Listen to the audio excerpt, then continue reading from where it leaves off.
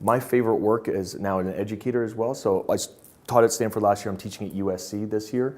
I'm teaching the doctoral program around social innovation and impact. And so I teach 3 labs to third-year doctorate students around innovation. And so how can we actually look at things? Teaching the leaders is my favorite part of teaching. Because if you can get that top-down mentality to actually impact business and say, if I can convince somebody on that 30% number, I could speak to 500 people and make them feel great. If I can get that one man or woman to say, I'm going to change this about my business, that's the impact that we're looking to make. Those are the ripples that are really going to help us get there. And so working with leaders is kind of my favorite. I think our role in convening people and being around community, not just with one corporate, but with like multiple stakeholders, is really important right now.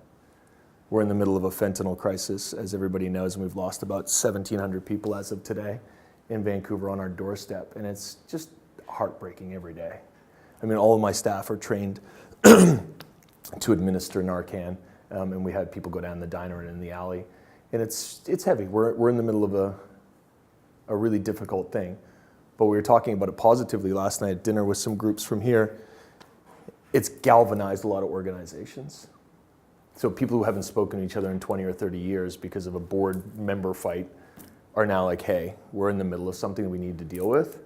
If that's the microcosm, we as a planet are in the middle of this exact same crisis.